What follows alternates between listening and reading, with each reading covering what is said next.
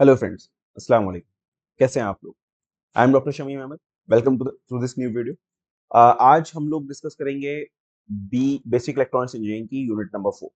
Last video में हम लोगों ने यूनिट नंबर 3 कंप्लीट करी थी। वो वीडियो बहुत बड़ी थी क्योंकि उसका सिलेबस भी ज्यादा था, उसमें कैलकुलेशंस भी बहुत थी। आज की वीडियो इतनी बड़ी नहीं होगी क्योंकि आपने देखा होगा यूनिट 4 में बहुत ज्यादा सिलेबस नहीं है। यूनिट 4 में हम लोग डील कर रहे हैं अपने इंस्ट्रूमेंट्स के साथ। ठीक है, इंस्ट्रूमेंट्स मतलब जो मेजरिंग इंस्ट्रूमेंट्स हैं। देखो, हम लोग ने, बल्कि हम लोग क्या, तुम लोग भी अगर कोई इलेक्ट्रॉनिक्स वाला हो वो पढ़ रहा होगा, तो अभी आप नेक्स्ट सेमेस्टर्स में जैसे जैसे आप देखेंगे तो ये पूरा पूरा एक एक यूनिट, एक एक सब्जेक्ट। डिजिटल इलेक्ट्रॉनिक्स एक पूरा सब्जेक्ट है, इलेक्ट्रॉनिक मेजरमेंट इंस्ट्रूमेंटेशन एक पूरा सब्जेक्ट है, फिर आपका जो सेंसर्स है वो एक पूरा सब्जेक्ट है, और उसके बाद लास्ट में कम्युनिकेशन एक पूरा सब्जेक्ट है। बल्कि कम्युनिकेशन दो सब्जेक्ट होते हैं, एक एनालॉग कम्युनिकेशन होता है, फिर डिजिटल कम्युनिकेशन होता है। लेकिन आपके यहाँ फर्स्ट ईयर में कोशिश की गई है कि इन सारे सब्जेक्ट को थोड़ा थोड़ा आपको एक नॉलेज दे दी जाए, जिससे कि जो इलेक्ट्रॉनिक्स इंजीनियर नहीं भी है उसको भी इलेक्ट्रॉनिक्स इंजीनियरिंग के बारे में ज्यादातर चीजें पता चल जाए। ठीक है, तो लेकिन हम लोग को ये देखना है कि कैसे ऐसी स्टडी करें कि एग्जाम में भी अच्छे मार्क्स आ जाए और चीजें भी क्लियर हो जाए। ठीक है, तो कोशिश करते हैं कि जल्दी जल्दी बहुत कम टाइम में जितना हो सकेगा उतना शॉर्ट रखेंगे इस वीडियो को। और बस यहाँ पे डिस्कस करना है क्योंकि ये पूरी पूरी थ्योरेटिकल है। मतलब इसमें कोई भी एज सच कैलकुलेशन वाला पार्ट यहाँ पर नहीं है। ज्यादातर चीजें बस ये है कि अगर आप इसका सिलेबस भी देखेंगे, चलो देख ही लेते हैं। तो कहाँ गया? हाँ, तो अगर आप इसका सिलेबस देखें यहाँ पर, where is it? तो ये इसका सिलेबस है सर। क्या है? प्रिंसिपल एंड ब्लॉक डायग्राम सबके, इन सारे के सारे जो हमारे पास मीटर्स हैं, कह सकते हैं आप, डिफरेंट डिफरेंट टाइप के जो इंस्ट्रूमेंट्स हैं, मेजरिंग इंस्ट्रूमेंट, तो उन सब के हमें प्रिंसिपल पढ़ना है और ब्लॉक डायग्राम हम लोग को डिस्कस करना है। बस यही काम करना है सब। ठीक है, जितनी भी चीजें हमारे पास, तो ये पूरी पूरी देखा जाए थ्योरेटिकल पूरी की पूरी यूनिट है। तो हम एक एक करके इन सारे चीजों को डिस्कस करेंगे। ठीक है, अगर आपने चैनल को सब्सक्राइब नहीं किया तो सब्सक्राइब कर लो। मैं देख रहा हूँ कि मेरे चैनल पे जितने ज्यादातर व्यूज आते हैं उसमें ज्यादातर व्यूज, 80% व्यूज उन लोगों के जिन्होंने मेरे चैनल को सब्सक्राइब नहीं किया हुआ। सब्सक्राइबर्स से सिर्फ 15 या 20% तक व्यूज आते हैं। इसका मतलब लड़के देखते हैं और निकल जाते हैं बिना सब्सक्राइब किए। तो ऐसा मत करो, चैनल की रीच भी बढ़ानी है यार, क्यों तुम लोग चाह रहे हो?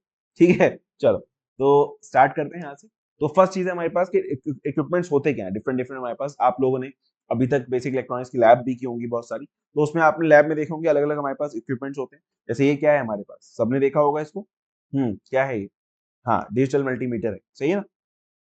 तो ये हमारा मल्टीमीटर होता है जिससे हम लोग एक ही मीटर से बहुत सारी चीजों को मेजर कर सकते हैं। हमारे पास इलेक्ट्रॉनिक्स में डिफरेंट डिफरेंट क्वांटिटीज होती है ना? जैसे क्या क्या था, हर डिवाइस का एक अपना कुछ ना कुछ क्वांटिटी होती है। जैसे रजिस्टर है तो उसका रेजिस्टेंस होगा, या वोल्टेज सोर्स है तो उसमें देखना पड़ेगा कितनी वोल्टेज हमें कहाँ पर मिल रही है। और करंट, वोल्टेज और करंट तो हमें हर जगह अपने सर्किट में मेजर करनी रहती है, कहाँ से क्या वोल्टेज आ रहा है, क्या करंट आ रहा है। केवीएल केसीएल पिछली बार आप लोगों ने पढ़े ही थे electronics engineering, basic electrical engineering में। ठीक है, तो हर जगह हमें वोल्ट मीटर, एमीटर यूज करना होता है, कहीं पे पावर मीटर यूज करना होता है। ठीक है, उसके अलावा जो है वो रजिस्टर का रेजिस्टेंस अगर हम लोग को मेजर करना है, कैपेसिटर का कैपेसिटेंस मेजर करना है, तो उसके लिए हमें मीटर चाहिए होता है जिसके थ्रू हम जो है वो मेजर कर सकते हैं कि इसकी वैल्यू क्या है। तो ये जो डिजिटल मल्टीमीटर होता है, ये सारी चीजें एक ही मीटर में हम लोग फिट कर देते हैं, इसलिए उसको मल्टीमीटर कहा जाता है। ठीक है, ये हमारा नॉर्मल एनालॉग मीटर होता है। जैसे ये वोल्ट वी लिखा हुआ है, इसका मतलब क्या है? एनालॉग वोल्ट मीटर है। ठीक है, तो ये हमारा एक नॉर्मल सा मीटर रहता है। ये हमारे पास फंक्शन जनरेटर है, ये भी आपने देखा ही होगा लास्ट सेमेस्टर में। आप लोगों ने जो एसी रेजोनेंस वाले प्रैक्टिकल्स किए होंगे तो उसमें फंक्शन जनरेटर था हमारे पास, जिसमें हम लोग साइन वेव थी, तो या फिर अभी आपने रेक्टिफायर वाले अगर वो किए होंगे प्रैक्टिकल्स, तो रेक्टिफायर में भी हम लोग फंक्शन जनरेटर यूज करते हैं, जिससे हम एसी वेव फॉर्म लेते हैं, फिर डीसी को उसमें कन्वर्ट कर रहे होते हैं, डीसी में कन्वर्ट कर रहे होते हैं एसी को रेक्टिफायर का यूज करके। ठीक है ना? तो ये भी आपने देखा ही होगा, लेकिन फिर भी हम लोग यहाँ पर इसको डिटेल में डिस्कस करेंगे। तो फर्स्ट टॉपिक है हमारा डिजिटल मल्टीमीटर। तो डिजिटल मल्टीमीटर क्या होता है कि एक हमारा डिवाइस होता है जिसमें नॉर्मली चार कंपोनेंट्स होते हैं। चार नहीं होते, वैसे देखा जाए तो तीन ही होते हैं। मतलब जो सस्ता वाला मल्टीमीटर होता है, जो नॉर्मल ज्यादातर घरों में मिलता है या ज्यादातर लोगों के पास होता है, उसमें तीन चीजें होती है। पहली चीज होती है डिस्प्ले, जो दिखाएगी कितना रीडिंग है। दूसरी चीज होती है उसमें डायल, जो एक घुमाने वाला होता है। ठीक है, क्योंकि अलग अलग चीजों को मेजर करने के लिए हमें अलग अलग जगह पर उसको रखना पड़ता है। जैसे अगर वोल्टेज हम लोग मेजर कर रहे हैं तो हमें उसको वोल्टेज की तरफ नॉब उसकी ले जानी पड़ेगी। करंट मेजर कर रहे हैं तो हम लोग को करंट की तरफ उसकी नॉब ले जानी पड़ेगी। ठीक है, उसके अलावा फिर फ्रीक्वेंसी मेजरमेंट का भी ऑप्शन रहता है डिजिटल मल्टीमीटर्स में। और तीसरी चीज होती है इनपुट जैक्स, ये वाले जो हमारे इनपुट जैक्स हैं। ठीक है, एक दो तीन चार दिए हुए हैं यहाँ पे। हाँ, नॉर्मली एक कॉमन होता है, एक वोल्टेज का होता है, और करंट के लिए दो होते हैं हमारे पास। करंट का एक छोटी करंट के लिए होता है जो मिली एम्पियर के लिए, माइक्रो एम्पियर के लिए होगा, और एक हमारे पास बड़ी करंट के लिए होता है एम्पियर्स के लिए, 10 एम्पियर्स तक ये मेजर कर सकता है। डिपेंड करता है मल्टीमीटर टू मल्टीमीटर, ये वेरी करेगा। ठीक है, तो ये तीन चीजें तो सब में होंगी। फिर कुछ अच्छे मल्टीमीटर्स में क्या होता है, बटन्स भी होते हैं। ठीक है, जैसे ये वाला जो मल्टीमीटर है, इसमें हमारे पास बटन्स है कि हमें रेंज क्या सेट करनी है, मिनिमम मैक्सिमम हम लोग को क्या लेके जाना है। उसके अलावा फिर होल्ड करना है, जैसे हमें रीडिंग हमने वेरी कर रही है, वेरी क्या कर रही है, रीडिंग हमने ले ली, फिर हमने उसको होल्ड कर लिया, जिससे हम जब हम हटा भी लें वहां से, प्रोब अपनी हटा भी देंगे सर्किट में से, तब भी वो रीडिंग हमारे पास रहेगी। जैसे थर्मामीटर में होता है, थर्मामीटर हम लोग मुंह में लगाते हैं जो नॉर्मल वैसा वाला, अब तो खैर डिजिटल थर्मामीटर है, तो डिजिटल थर्मामीटर में भी हम लोगों ने मुंह में लगाया, वो एक तरफ तक जाता है, उसके बाद उसमें बीप आती है और वो रीडिंग फिर रहती है मुंह से निकालने के बाद भी, वो वेरी नहीं करता। वैसे ही सेम जो हमारे पास मरकरी वाला थर्मामीटर होता है, उसमें भी जब तक वो चढ़ता है उसके बाद वहां पे रुक जाता है, फिर उसको अगर वापस लाना है तो उसको ठंडा करके फिर झटकना पड़ता है नीचे, तब जाके वो नीचे आता है। तो क्योंकि वो अपनी वैल्यू होल्ड कर रहा है, वहां पे होल्ड करने का दूसरा मैकेनिज्म है। लेकिन डिजिटल में हमारे पास होल्ड करने के लिए होल्ड बटन रहता है, या अगर ऑटोमेटिक होल्ड है तो वो उस वैल्यू पे जाके अपने आप होल्ड कर जाएगा। सही है? फिर उसके अलावा रेंज है और हर्ट्ज फ्रीक्वेंसी अगर हम लोग को मेजर करनी है तो उसके लिए बटन रहते हैं। कुछ मल्टीमीटर हमारे पास ऐसे होते हैं जिसमें सिर्फ बटन ही होते हैं, जो बहुत ज्यादा हाईफाई होते हैं, डिस्प्ले बहुत बड़ी होती है, तो सिर्फ उसमें बटन ही बटन होते हैं, डायल हमारे पास नहीं होता। ये जो डायल वाला काम कर रहे हैं, ये भी हम लोग बटन के थ्रू कर लेते हैं। ठीक है, वो कंप्लीटली हमारा ऑटोमेटिक वैसा मामला रहता है। तो ये हमारा ब्लॉक डायग्राम है किसका, डिजिटल मल्टीमीटर का। ठीक है, प्रिंसिपल एंड ब्लॉक डायग्राम, इन सारे मीटर्स के हमें प्रिंसिपल ब्लॉक डायग्राम पढ़ने। तो ब्लॉक डायग्राम में क्या है कि हमारे पास कांस्टेंट करंट सोर्स होगा। ठीक है, रेजिस्टेंस के साथ में यहाँ पे एक वो रहेगा, क्या बोलते हैं, रेजिस्टेंस अगर हम लोग को मेजर करना है तो उसके लिए एक यहाँ पे जैक रहेगा, या ऐसे हो जा सकते हैं, यहाँ पे एक पोजीशन रहेगी। ये हमारा रोटरी स्विच है, ये रोटरी स्विच अलग अलग चीजों से हमें कनेक्ट कर रहा है हमारे पॉजिटिव वाले जैक को। ठीक है, जो हमारी इनपुट प्रोब्स हैं, उन प्रोब्स को, एक प्रोब तो हमारी कॉमन है, ग्राउंडेड रहेगी, बाकी जो तीन जैक्स हैं ये वाले, ये तो हमारी कॉमन है, ग्राउंडेड रहेगी। बाकी रेड वाली जो है, ये तीन जो हमारे पास कनेक्शन है, इनको ये स्विच अलग अलग चीजों से कनेक्ट कर रहा है। ठीक है, तो अब ये हमारे पास क्या क्या है, एक तो बफर एम्पलीफायर है, यहाँ पे अगर हमने फर्स्ट जगह हमने वो किया, तो ये रेजिस्टेंस मेजरमेंट के लिए हमारे पास यहाँ पे करंट सोर्स होगा, बफर एम्पलीफायर होगा, और ये जाकर के बताएगा टोटल कि करंट के अकॉर्डिंग मतलब कितना रेजिस्टेंस जा रहा है। ठीक है, उसके बाद फिर हमारे पास एसी वोल्टेज मेजरमेंट के लिए, तो एसी वोल्टेज मेजरमेंट के लिए कैलिब्रेटेड एटेन्यूएटर होगा, उसके बाद रेक्टिफायर सर्किट होगा। एटेन्यूएटर का मतलब ये है कि एसी वोल्टेज को वो एक अच्छी वेवफॉर्म में कन्वर्ट करेगा, एटेन्यूएट करेगा। तो अगर एटेन्यूएटर का मतलब ये है कि जो रेंज है हमारे पास, उस रेंज से अगर ऊपर जा रहा है वोल्टेज तो उसको वो नहीं लेगा। ठीक है, क्यों? क्योंकि फिर रेक्टिफायर सर्किट खराब हो सकता है अगर हमने ज्यादा वोल्टेज अप्लाई किया यहाँ पे तो। ठीक है, तो उसमें डिपेंड करता है। तो जो कैलिब्रेटेड एटेन्यूएटर है वो हमारे पास यहाँ पर होगा, जो कि उस वोल्टेज को उस रेंज में रखेगा। अगर हमारे पास 10 वोल्ट तक का है या 100 वोल्ट तक है, तो 100 वोल्ट से अगर ऊपर वोल्टेज आई तो उसको क्लिप कर देगा। जैसे अगर जो साइन वेवफॉर्म है, साइन वेवफॉर्म हमारी जो जा रही है वो कुछ इस टाइप से जा रही है। ठीक है, और ये जो है वो जा रही है 220 तक। ठीक है, लेकिन हमारे पास जो एटेन्यूएटर है वो 100 वोल्ट का, तो सिर्फ ये 100 वोल्ट पे आके हमारी वेवफॉर्म में ऐसे हो जाएगी, ऐसे ऐसे चली जाएगी। सही है, समझ है कैलिब्रेटेड एटेन्यूएटर क्या होता है। तो जो रेंज हम लोग रखेंगे उस रेंज के अकॉर्डिंग यहाँ पे अपर कैप लगा देगा, उससे ज्यादा वाले वोल्टेज को ये कट कर देगा, सिर्फ उससे कम वाले को लेगा। फिर हमारे पास रेक्टिफायर सर्किट होगा जो इसको रेक्टिफाई करेगा डीसी वोल्टेज में, और फिर वो डीसी वोल्टेज जो है एनालॉग टू डिजिटल में कन्वर्ट होकर के यहाँ पर हमें दिख जाएगी डिजिटल डिस्प्ले में। ठीक है, same goes for AC current.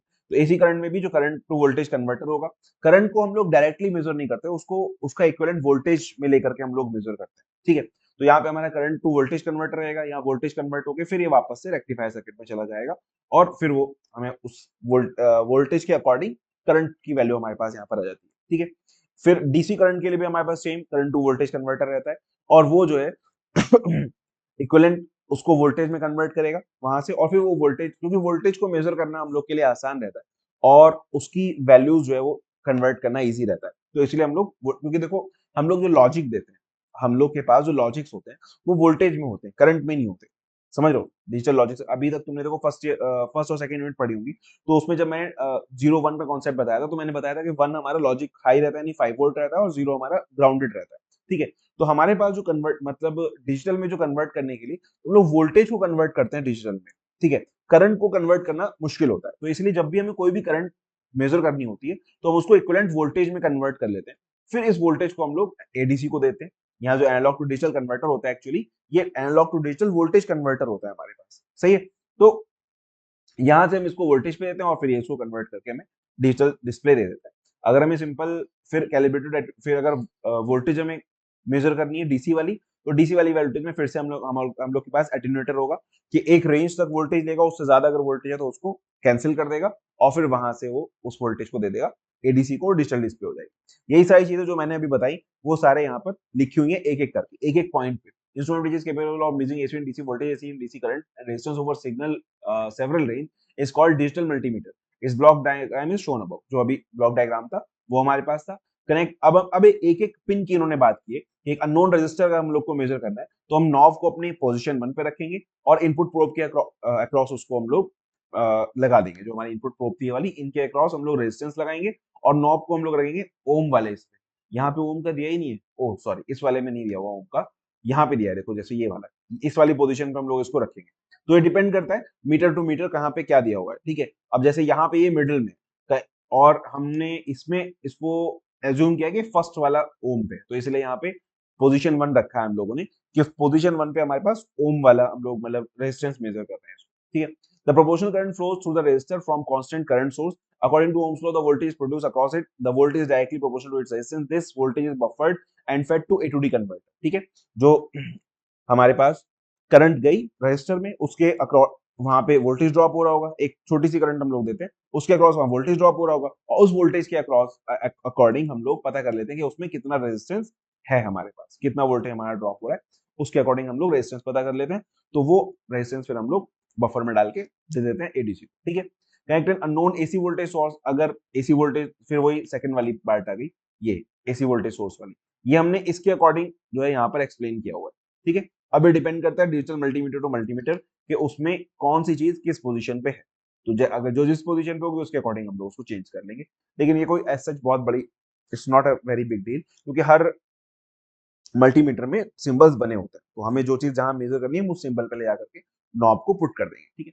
फिर सेम हर एक चीज के लिए वही हमने बता दिया है, क्यों लिखा है हमने ऐसा कि बाई चांस अगर ये आता है कि explain how we can measure AC voltage using a digital multimeter, ठीक, तो हम लोग यहाँ पर इस तरह से इसको बना, और वो कहता है कि ये भी पूछा है कि draw block diagram of digital multimeter and explain how an AC voltage can be measured using digital multimeter. तो आपको ब्लॉक डायग्राम तो पूरा बनाना है, लेकिन अब आपको ये पूरी वर्किंग इसकी नहीं लिखनी, आपको सिर्फ एक वर्किंग लिखनी है एसी वोल्टेज, जो कि ये वाली है, connecting unknown AC voltage across the input probe, keep rotary switch in position 2, क्योंकि हमने यहाँ पे पोजीशन 2 पे एसी वोल्टेज हम लोग दे रहे हैं, ठीक है ना। द वोल्टेज अटेन्यूएटेड, जो भी अटेन्यूएटेड का मतलब है अगर ज्यादा है तो उसको कम कर दिया जाएगा, if it is above the selected range and then rectified to convert it into proportional DC voltage, ठीक है। हमने अटेन्यूएट किया और उसको डीसी वोल्टेज में कन्वर्ट किया, then this DC voltage is fed to A to D converter to get the digital display in volts, ठीक है। ये हमारे पास इतनी सी बस हमें वर्किंग लिखनी है अगर सिर्फ एसी वोल्टेज का आता है। अगर एसी वोल्टेज और एसी करंट दोनों का आता है तो ये वाली भी हम लोग लिख देंगे 4 नंबर वाली। डीसी वोल्टेज डीसी करंट का आता है, डीसी वोल्टेज डीसी करंट वाली हम लोग लिख देंगे, ठीक है। इस तरह से हम लोग एक्सप्लेन कर देंगे अपने डिजिटल मल्टीमीटर को। अब हम लोग क्यों यूज करते हैं डिजिटल मल्टीमीटर को? तो सबसे पहली चीज ये है कि इसमें रीडिंग लेना सबसे आसान है हमारे लिए, है ना। डिजिटल मल्टीमीटर में रीडिंग लेना सबसे ज्यादा आसान, क्यों? क्योंकि उसमें एक्यूरेसी भी हमारी अच्छी होती है। क्यों आसान है? क्योंकि हमें सिर्फ नंबर्स पढ़ने। अगर हमारे पास एनालॉग मल्टीमीटर होता, एनालॉग मल्टीमीटर्स भी होते थे पहले, बल्कि मेरे पास था भी, घर पे था, लेकिन यहाँ पर तो नहीं है। अब्बा के पास था, तो मैंने बताया था ना मेरे अब्बा इलेक्ट्रॉनिक्स के ही मैकेनिक थे, तो उनके पास एक एनालॉग वाला मल्टीमीटर भी मैंने देखा है। उसमें ऐसे ही नॉब्स होती थी, इस डिस्प्ले की जगह इस एक ऐसा हमारे पास वो रहता था, अलग अलग उसमें सेम एक ही जगह पे, जैसे यहाँ पे ये दिया हुआ 200, इसी के नीचे एक और वो दिया होता था, एक और रेंज थी, उसके नीचे उसके ऊपर एक और रेंज होती थी। तो हम जहाँ पे जिसको सेट करते थे, फिर उसके अकॉर्डिंग वो वाला हमें वो वाली टेबल हम लोग को देखनी होती थी कौन सी चीज कहाँ पर है। तो लेकिन प्रॉब्लम क्या थी उसमें कि एक तो हमें रीडिंग लेना बहुत मुश्किल, मुश्किल के क्या मतलब, पहले आप सुई देखिए कहाँ जा रही है, अब उसमें कहाँ पर है, 110 पर है, 12 पे है, ऐसे हमें पूरा चेक करना पड़ेगा, बड़ा सही से रीडिंग लेनी पड़ेगी, सही है ना। डिजिटल में ऐसा नहीं है, सिंपल लिखा हुआ आ रहा है, हमें पता है कि ये चीज है, यही नंबर है हमारे पास, यही हम लोग को रीडिंग लेनी है। दूसरी चीज क्या होती है कि एक पैरेलैक्स एरर रहता है डिजिटल मल्टीमीटर डिस्प्ले, तो quantity measured as a number which eliminates parallax error. Parallax error क्या होता है? पैरेलैक्स एरर वही होता है कि कभी आपने देखा हो, यहाँ पे दिया है, नहीं दिया, ओके। हमेशा यहाँ पे अगर नॉर्मल जितने भी आपने मीटर्स देखे होंगे, यहाँ पे एक ग्लास की पट्टी लगी होती है, एक यहाँ पे ग्लास की पट्टी मतलब शीशे की पट्टी एक लगी होती है, जिससे कि अगर आप रीडिंग लेने का तरीका बताया गया होगा आपको 10th में, 12th में या बीटेक में भी, कि जब भी हमें एनालॉग रीडिंग लेनी होती है तो हम बिल्कुल उस सुई के ऊपर आके देखते हैं ऐसे देखते हैं कि उस सुई की परछाई उस सुई के पीछे छुप जाए, ठीक है? तब हमें एग्जैक्ट रीडिंग मिलेगी कि हमारी सुई कहाँ पर पॉइंट आउट कर रही है। अगर हम इधर से देख रहे हैं, क्योंकि पैरेलैक्स का मतलब ये है कि अगर हम इधर से देख रहे हैं तो सुई कहीं और पॉइंट कर रही होगी, इधर से देख रहे हैं तो सुई कहीं और पॉइंट कर रही होगी। और अगर हम एक आंख बंद कर लेंगे तो दूसरी जगह सुई दूसरी जगह दिखेगी, एक दूसरी आंख से देखेंगे तो सुई दूसरी जगह दिखेगी। समझ में आई बात? तो इसको हम लोग पैरेलैक्स एरर कहते हैं। तो वो एरर भी हमारा नहीं आता डिजिटल में, क्योंकि हमें सीधा नंबर मिल रहा है कि कौन सी रीडिंग है, ठीक है? इसके अलावा क्या है, modern digital multimeter may have an embedded computer which provides a wealth of convenience features, measurement enhancement available, ठीक है? कभी कभी हमारे पास, जो मैंने बताया था कि उसमें हमारे पास नॉब नहीं होती, सिंपल बटन्स होते हैं और एक बड़ी सी डिस्प्ले स्क्रीन होती है, तो उसमें बहुत सारे और भी फीचर्स ऐड हो जाते हैं। जब उसमें छोटा सा हमने माइक्रो कंट्रोलर लगा दिया तो फिर उसकी वजह से अच्छे खासे फीचर और भी उसमें ऐड हो जाते हैं, जैसे ऑटो रेंजिंग, कि फिर हमें नॉब घुमा के रेंज नहीं उसमें सेट करनी कि मिली वोल्ट में ऐड करना है या मल्टी वोल्ट में ऐड करना है। या जैसे यहाँ पे हमारे पास ये रेंज वाला एक बटन है, दिख रहा है, ये रेंज का बटन है। तो कभी हमारे पास ऑटो रेंज का भी ऑप्शन रहता है, जैसे यहाँ पे दिया नहीं है, उसे होता है यहीं पे ऑटो रेंज का। तो वो क्या करता है, अपने आप वोल्टेज को सेंस करके उसकी रेंज अपने आप सेट कर लेता है कि हाँ ये मिली वोल्ट में आ रहा है, वोल्ट में आ रहा है, ठीक है? Auto polarity for direct current readings, ये भी है कि मतलब दोनों प्रोब में से हमारे पास उसी को प्रोब को लगा दिया हमने, पॉजिटिव नेगेटिव का फर्क ही नहीं पड़ता, अगर हम लगा भी देंगे तो भी वो क्या करेगा, नेगेटिव में रीडिंग दे देता है।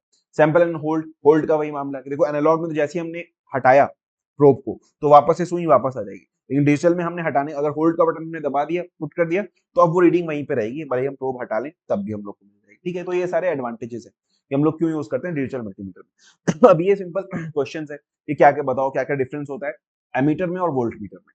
तो ये एमीटर और वोल्ट मीटर तो आप लोग को पता होना ही चाहिए पहले से, मेरे ख्याल से पता ही होगा, मैं इतना तो आप लोग को जानते ही होंगे, है ना? एक हमारा एमीटर होता है, इसको हम ऐसे शो करते थे, एक हमारा वोल्ट मीटर होता है, ऐसे शो करते थे, इलेक्ट्रिकल में भी हम लोगों ने यूज किया था, सही? एमीटर क्या करता है, एमीटर हमारा करंट मेजर करता है, वोल्ट मीटर हमारा वोल्टेज मेजर करता है ना?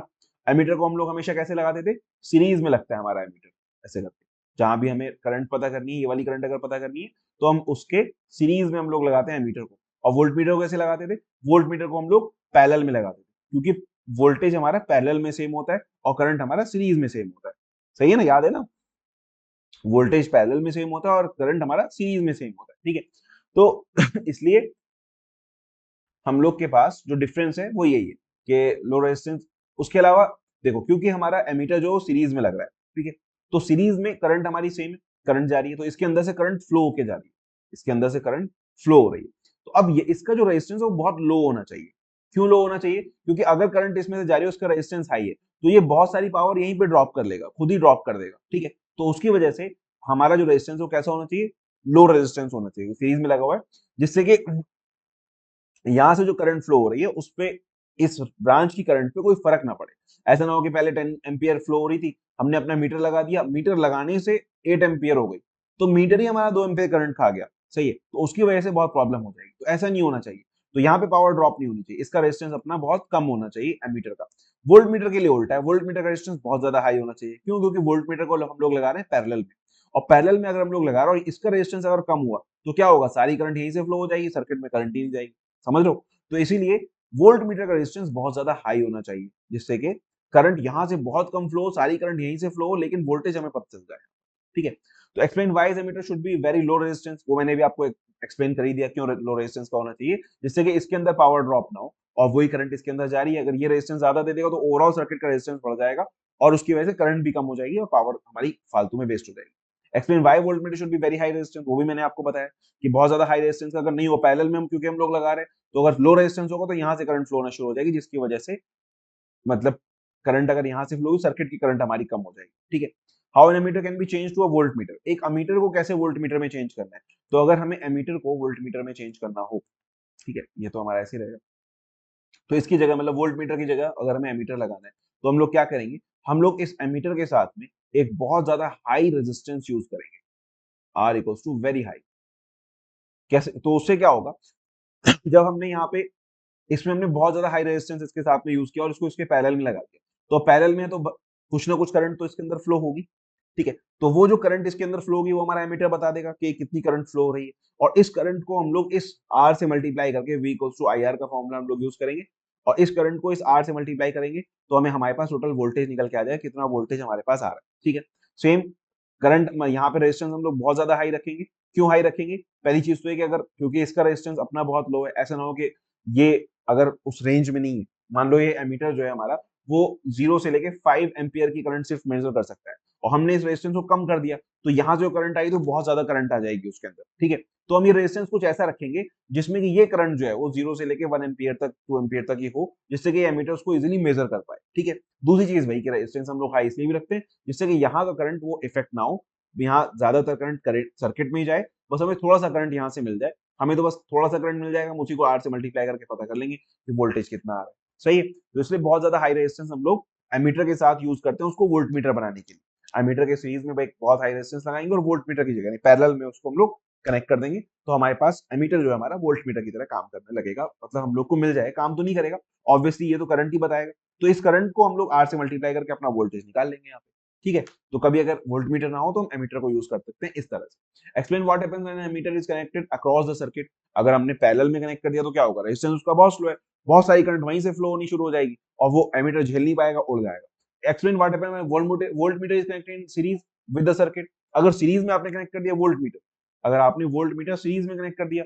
तो क्या होगा, वोल्ट मीटर का रेजिस्टेंस है बहुत ज्यादा हाई रेजिस्टेंस होने की वजह से क्या करेगा, करंट को ये कम कर देगा, जो सर्किट में करंट फ्लो हो रही है वो करंट बहुत ज्यादा कम हो जाएगी, रेजिस्टेंस क्योंकि इसका बहुत ज्यादा हाई है। अगर कभी ऐसा भी होता है ओपन सर्किट की तरफ ले जाए, मतलब बहुत ज्यादा स्लो हो जाएगी करंट, तो आप क्या कहेंगे, सर्किट ओपन है, यहाँ से करंट फ्लो ही नहीं हो रही, ठीक है। तो उसकी वजह से इसमें क्या होगा, करंट बहुत कम हो जाएगी क्योंकि इसका रेजिस्टेंस बहुत ज्यादा हाई है। Explain what do understand by ammeter shunt. Ammeter shunt में ये होता है कि अगर हम लोग ने एमीटर लगाया, ठीक है, तो अगर बाई चांस इसका जो ये रेजिस्टेंस, मतलब हमने यहाँ एमीटर को सीरीज में लगाया और ये जो करंट फ्लो हो रही है वो ज्यादा है, तो हम लोग क्या करेंगे, इसके साथ शंट में एक रेजिस्टेंस लगा देते हैं जिससे कि करंट इधर से कुछ चली जाए, एक लो रेजिस्टेंस हम लोग, है ना, लो रेजिस्टेंस से कनेक्ट करेंगे ना, एमीटर शंट, हाँ, एक लो रेजिस्टेंस हम लोग प्लेस करते हैं अक्रॉस द कॉइल सर्किट, इस सर्किट मतलब इसके क्रॉस, एमीटर के अक्रॉस एक लो रेजिस्टेंस हम लोग प्लेस कर देते हैं, तो उसकी वजह से क्या होगा, ज्यादातर करंट यहाँ से फ्लो होनी शुरू हो जाएगी और इसमें कम करंट हम लोग को मिलेगी। लेकिन क्योंकि ये हमारा कैलिब्रेटेड है तो हमें पता है कि यहाँ पे कितनी करंट जा रही है, यहाँ पे कितनी करंट जा रही है और यहाँ कितनी करंट जा रही है, ठीक है, वो हम लोग को पता है, ये तो हम लोग पता कर ही रहे हैं एमीटर से, और इसके रेजिस्टेंस और इसके रेजिस्टेंस के प्रोपोर्शन से हम लोग को ये भी पता है कि यहाँ पे कितनी करंट जा रही है, ठीक है। तो हमने क्या किया, अपने जो एग्जिस्टिंग एमीटर था जो कि कम करंट मेजर कर सकता था, उसकी हमने रेंज बढ़ा ली, कैसे कि जितनी करंट यहाँ से जा रही है वो तो हमने मेजर कर ली इससे एमीटर से, और ये इसी के प्रोपोर्शन में होगी, वो भी हमें पता चल जाएगा। मान लो यहाँ से 1 एम्पियर अगर यहाँ जाएगी तो हमें पता है यहाँ से 3 एम्पियर जा रही है, ठीक है। तो हम अपने आप टोटल कैलकुलेट कर लेंगे 1 3 एम्पियर इक्वल्स टू 4 एम्पियर, तो इसका मतलब 4 एम्पियर टोटल करंट फ्लो हो रही है इस वाली लाइन, ये जो यहाँ से हमारे पास ये वाली लाइन थी, जैसे ये जो लाइन थी हमारे पास, इसमें जो टोटल करंट फ्लो हो रही है वो 4 एम्पियर हो रही है। अब भाई आप कहेंगे भाई ऐसा कैसे हो रहा है सर, तो यही प्रोपोर्शन में, तो जैसे मान लो यहाँ पे 2 एम्पियर अगर जा रही है तो यहाँ कितनी जा रही होगी, अगर वहां 1 थी तो यहाँ 3 थी, तो 2 है तो यहाँ पे कितनी होगी 6 होगी, तो टोटल करंट कितनी होगी 2 + 6 एम्पियर इक्वल्स टू 8 एम्पियर। तो हम अपने उसी एमीटर को यूज करके जो सिर्फ 0 से लेके 5 एम्पियर तक की करंट मेजर कर रहा था, उसी एम्पियर मीटर से हम लोग क्या कर रहे हैं 8 एम्पियर की भी करंट मेजर कर ले रहे हैं। और अब क्योंकि यहाँ पे हमें पता है 3 गुना करंट यहाँ से जा रही है, तो मान लो 5 एम्पियर अगर मतलब 4 एम्पियर यहाँ से जा रही है तो यहाँ से कितनी होगी 12 एम्पियर होगी, तो 4 + 12 16 एम्पियर। तो वही सेम एमीटर को यूज करके हम लोग क्या कर रहे हैं 15 16 एम्पियर तक की भी करंट मेजर कर पा रहे हैं। समझ में आ रही है बात, क्यों हम लोग यूज करते हैं एमीटर शंट, अपने एमीटर का करंटली जो हमारे पास एमीटर है उसकी रेंज को इंक्रीज करने के लिए। इसके अलावा फिर what do you understand by volt meter multiplier. Volt meter multiplier में हम लोग यही करते हैं कि एक इसके साथ में सीरीज में एक और हाई रेजिस्टेंस हम लोग ऐड कर देते हैं, जिसकी वजह से उसकी रेंज वोल्ट मीटर की भी बढ़ जाएगी, क्योंकि ज्यादातर वोल्टेज वहीं पे ड्रॉप हो जाएगा, वोल्ट मीटर तक आके आते आते कम हो जाएगा, ठीक है। Explain what is VOM. VOM जो है वो हम लोग मल्टीमीटर को ही कहते हैं, वीओएम मतलब वोल्ट ओम मीटर, यानी कि वोल्टेज भी मीटर मेजर कर रहा है और रेजिस्टेंस भी मेजर कर रहा है, तो ये क्या होगा मल्टीमीटर होगा, इसी को हम लोग एवीओएम भी कहते हैं, ये एम्पियर वोल्ट ओम मीटर, ठीक है, एवीओ मीटर भी कह देते हैं हम लोग, जो हमारा मल्टीमीटर होता है उसी के नाम है सारे के सारे, ठीक है। उसके बाद आता है हमारा फंक्शन जनरेटर। तो फंक्शन क्या होता है, फंक्शन जनरेटर हमारे पास यहाँ पे फंक्शन जैसे हमारे पास था, याद है आपको फंक्शन था एक इलेक्ट्रिकल में, V T equals to V M sine omega T, ये हमारा क्या है, ये फंक्शन है, वी टी एक फंक्शन है जिसका एक्सप्रेशन क्या है V M sine omega T, ठीक है। तो यही सारे फंक्शन हम लोग जनरेट करता है हमारा function generator. A function generator is a sorry a function generator is a specific form of signal generator that is able to generate waveforms with common shapes। common shapes का क्या मतलब है, जो common sinusoidal है, triangular है, saw tooth है, square wave, वो सब। Unlike RF generator and some others that only create sine wave. RF generator जो होता है हमारा वो सिंपल साइन वेव क्रिएट करते हैं. The function generator is able to create repetitive waveform with a number of common shapes. ठीक है, हमारे पास कुछ कॉमन शेप्स है हमारे पास, जैसे ट्रायंगुलर हो गया, साइन वेव हो गया, पल्स हो गई, या सॉटूथ वेव हो गया, या स्क्वायर वेव हो, तो वो कॉमन शेप्स है हमारे पास कुछ, वो शेप की हम लोग वेवफॉर्म ऐसे जनरेट कर सकते हैं, और उसको हम लोग कंट्रोल कर सकते हैं कि इसकी फ्रिक्वेंसी कितनी होगी और एम्पलीट्यूड कितना होगा. ये आपने यूज किया होगा लैब में, अब तक एंड सेम आने वाले तो एक आध प्रैक्टिकल तो किया ही होगा. तो जो भी प्रैक्टिकल किया होगा उसमें आपने फंक्शन जनरेटर देखा होगा कि हम लोग कैसे उसको यूज करते हैं, उसका एम्पलीट्यूड कैसे कम ज्यादा करते हैं, और फ्रीक्वेंसी हम लोग कैसे कम ज्यादा कर रहे होते हैं, उसको फिर सीआरओ पे हमें दिखता है. ठीक है, वहां पे हम लोग डिस्प्ले में उसको एंटर करते हैं और सीआरओ पे हम उसको देख लेते हैं. ठीक है, तो साइन वेव है हमारे पास. साइन वेव तो आपको पता ही कैसी होती है. साइन वेव स्क्वायर वेव हो गई, और फिर हमारा साइन वेव स्क्वायर वेव ऐसी होगी हमारे पास. ठीक है, उसके बाद पल्स. पल्स क्या होती है? पल्स ऐसी होती है, मतलब हमारी स्क्वायर वेव है, उसका अगर ड्यूटी साइकिल हम लोग कम कर दें. ड्यूटी साइकिल भी सब पता है आपको? नहीं पता? अच्छा कोई बात. कोई भी वेव कितनी देर तक वन रहती है, हमारी जो ये वाली स्क्वायर वेव समझ लो, या रेक्टेंगुलर वेव जो भी है, बहरहाल मतलब जो हमारी सिंपल डीसी वेव है जो 1 और 0 इसमें चल रही है, वो जितनी देर तक वन रहती है, जितनी देर तक हाई रहती है, उसको हम लोग उसका ड्यूटी साइकिल कहते हैं. जैसे मान लो इसका टोटल जो टाइम पीरियड है वो 1 सेकंड है, और 1 सेकंड में से 0.25 सेकंड तक वन है, बाकी 0.75 सेकंड के लिए 0 है. इसका मतलब इसका जो ड्यूटी साइकिल है वो 25% है.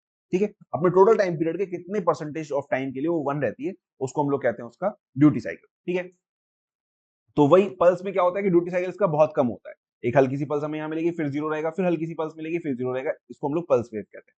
ट्रायंगुलर वेव क्या होगी? ट्रायंगुलर वेव हमारी ऐसे रहती है. ठीक है, साइन वेव का जस्ट समझ लो कि डायरेक्ट डायरेक्ट जा रहा है बजाय घूमने के. शॉर्ट टूथ वेव में क्या होगा कि ऐसे बढ़ेगी वेव, फिर सीधे इधर आ जाएगी, फिर ऐसे बढ़ेगी, फिर नीचे आ जाएगी, फिर ऐसे बढ़ेगी, फिर नीचे आ जाएगी. समझ में आ रहा है? तो जैसे हमारी आरी होती है ना, आरी, आरी के जो ब्लेड्स होते हैं, देखिए आरी का जो ब्लेड होता है उसमें कैसे होता है, ऐसे ऐसे करके वेज होता है ना उसमें, तो वही उसी से नाम है इसका सॉ टूथ वेव. कि जो सॉ होती है हमारे पास, आरी को सॉ कहते हैं. सॉ के जो टूथ होते हैं, टीथ होते हैं, उनके उसके जैसे शेप की हमारे पास वेव है कि ऐसे आगे बढ़ गई और नीचे एकदम से आ जाए, फिर आगे बढ़े, फिर नीचे, तो इसको हम लोग सॉ टूथ वेव कहते हैं. ठीक है, तो डिफरेंट डिफरेंट वेव्स होती है. अब ये हमारा फंक्शन जनरेटर का ब्लॉक डायग्राम, ये भी और ये भी आप बना सकते हैं, वरना ज्यादा एक्यूरेट मुझे ये वाला लगता है. ये एक सिंपल सा हमारे पास ब्लॉक डायग्राम है कि हम लोग कैसे कैसे डिफरेंट डिफरेंट स्टेज पे हम लोग स्क्वायर वेव, ट्रायंगुलर वेव और साइन वेव निकाल. तो जो आपको ठीक लगे वैसे. ये थोड़ा सा ज्यादा मतलब मार्क्स इस पे ज्यादा मिलेंगे क्योंकि इसमें आपने अलग अलग ब्लॉक्स को डिफाइन किया है. ब्लॉक डायग्राम यही एक्चुअल में, ये वाला जो है सर्किट डायग्राम है, ब्लॉक डायग्राम नहीं, सॉरी. तो ये हमारा ब्लॉक डायग्राम. ब्लॉक डायग्राम में क्या होगा, ये एक हमारे पास फ्रीक्वेंसी कंट्रोल नेटवर्क है. Constant current supply source 1, constant current supply source 2, दो सोर्स से हमारे पास कांस्टेंट करंट सप्लाई आ रही है. क्यों आ रही है? क्योंकि ये हमें पॉजिटिव वाली करंट सप्लाई देगा, ये हमें नेगेटिव वाली करंट सप्लाई देगा. ठीक है, हमारे पास यहाँ पे इंटीग्रेटर सर्किट है. इंटीग्रेटर सर्किट हम लोग यूज बनाते हैं ओपैम्प को यूज करते हैं. ठीक है, ओपैम्प के साथ अगर हम लोग फॉरवर्ड बायसिंग में अगर कैपेसिटर लगा दे तो वो एक इंटीग्रेटर की तरह वर्क करता है. इसलिए आपको दिख भी रहा होगा यहाँ पे ओपैम्प की शेप का है, एम्पलीफायर की शेप का है. तो यहाँ पे हमारे पास इंटीग्रेटर सर्किट होता है, और जब हम इंटीग्रेट करते हैं इसको, ठीक है, ये कांस्टेंट करंट सप्लाई है. जब कांस्टेंट करंट सप्लाई जब इंटीग्रेट होगी तो ऐसे जाएगा. ठीक है, जब हमारा कैपेसिटर चार्ज होगा, अगर वो कम रेजिस्टेंस से हम लोग उसको चार्ज करें, ज्यादा रेजिस्टेंस से भी चार्ज करें, तो ये ऐसे जाएगा. अगर और आगे ले जाएंगे तो फिर वो क्या होता है, एक्सपोनेंशियल हो जाता है, एक्सपोनेंशियल ग्राफ है. लेकिन हम एक्सपोनेंशियल ग्राफ को अगर थोड़े छोटे पार्ट को लें तो वो लीनियर ही रहता है. ठीक है, तो इस टाइप से ऊपर जाएगा, फिर जब डिस्चार्ज होगा तो वापस से नीचे आएगा इस टाइप. ठीक है, तो क्या होगा, हम लोग जब यहाँ से सप्लाई देंगे, इधर से हम सप्लाई देंगे, सॉरी, अगर इधर से हम लोग सप्लाई दे रहे हैं तो ये चार्ज हो रहा है, चार्ज हो रहा है तो ये ऊपर जा रहा है. फिर जब इधर से सप्लाई देंगे तो डिस्चार्ज होगा, डिस्चार्ज होगा तो ये नीचे आ जाएगा. ठीक है, तो इसकी वजह से हमें कैसी वेवफॉर्म मिलेगी, हमें मिलेगी ट्रायंगुलर वेवफॉर्म. इंटीग्रेटर में हम लोग जा रहे हैं, एक बार कैपेसिटर चार्ज होगा, फिर डिस्चार्ज होगा, तो कैपेसिटर की चार्जिंग और डिस्चार्जिंग की वजह से हमें ट्रायंगुलर वेवफॉर्म यहाँ पर मिल जाएगी. सही है, अब एक ट्रायंगुलर वेवफॉर्म हम लोग को मिल गई. हमने क्या किया, यहाँ पे वोल्टेज कंपैरेटर मल्टी वाइब्रेटर लगा दिया. कंपैरेटर का मतलब क्या, हमने मान लो एक यहाँ पे एक लाइन ड्रॉ करी. ठीक है, हमने क्या किया, यहाँ पे एक लाइन हमने यहाँ ड्रॉ करी. ये भी ठीक है, जब इस लाइन के ऊपर होगी वोल्टेज तो हमें हाई मिलना चाहिए. ओपैम्प पढ़ा है ना तुम लोगों ने फर्स्ट यूनिट में, तो उसमें क्या था, अगर हम इस वाली, सॉरी, इस वाले वेवफॉर्म को अगर इसके हम लोग इन्वर्ट नॉन इन्वर्टिंग इनपुट पे दे दें मान लो, ठीक है, और ये हमने ग्राउंड में लगा दिया, तो अब क्या होगा कि जब ये ऊपर होगा तो क्या होगा, ये हमारा हाई देगा, फुल हाई दे देगा अपना. और जब ये नेगेटिव होगा, जब ये पॉजिटिव होगा तो फुल हाई देगा, और जब ये नेगेटिव होगा नहीं, ये वाला ज्यादा हो जाएगा तो क्या होगा, फुल लो दे देगा. तो उसकी वजह से क्या होगा, एक ऐसी वेव फॉर्म हमें मिल जाएगी. है ना? तो वही चीज हमने यहाँ पे किया, वोल्टेज कंपेरेटर मल्टी वाइब्रेटर, कि जब ये ज्यादा है तो पॉजिटिव और जब ये कम है तो नेगेटिव। वही चीज हम लोग को यहाँ पे आउटपुट में स्क्वायर वेव फॉर्म यहाँ पर मिल जाएगी। ट्रायंगुलर वेव फॉर्म यहाँ मिल ही रही थी, वो हमने डायरेक्टली यहाँ से बाहर निकाल दी। उसके बाद हमने रेजिस्टेंस डायोड शेपिंग सर्किट, हमने क्या किया इसको जो हमारे पास ये आ रही थी ये वाली वेव फॉर्म, इसको हमने डायोड के साथ, रेजिस्टेंस के साथ और शेपिंग, मतलब एक शेपिंग सर्किट हमने बनाया कैपेसिटर को चार्ज डिस्चार्ज करके, और उसको हमने आउटपुट एम्पलीफायर के साथ में यहाँ पे डाला, और हमें ये ट्रायंगुलर वेवफॉर्म की जगह में क्या मिल गई, साइनोसॉइडल वेवफॉर्म हमें यहाँ पर मिल गई। ठीक है, तो इस तरह से हमें 3 वेवफॉर्म हम लोगों ने यहाँ पर निकाली। ठीक है, क्या किया कि हमने यहाँ से इंटीग्रेटर से हमें करंट सप्लाई हम लोग दे रहे हैं इसको, यहाँ से हम लोग फ्रीक्वेंसी कंट्रोल कर रहे हैं कि फ्रीक्वेंसी से क्या होगा कि इसको कंट्रोल करके हम ये डिसाइड कर रहे हैं कब ये ऑन होगा कब ये ऑन होगा। जब जितनी जल्दी जल्दी ये आपस में स्विच कर रहे हैं, एक बार वो ऑन हो रहा है एक बार वो ऑन हो रहा है, तो उसकी वजह से क्या है, यहाँ पे हम यहाँ से हम लोग उसकी फ्रीक्वेंसी कंट्रोल कर रहे हैं। ठीक है, तो ये फ्रीक्वेंसी कंट्रोल नेटवर्क हो गया हमारा। देखा होगा तुमने नॉर्मली फंक्शन जनरेटर में नॉब्स होती है हमारे पास, नॉब होती है, नॉब को हम लोग आगे बढ़ाते हैं तो वो फ्रीक्वेंसी बढ़ती है, पीछे करते हैं तो वो घट जाती है।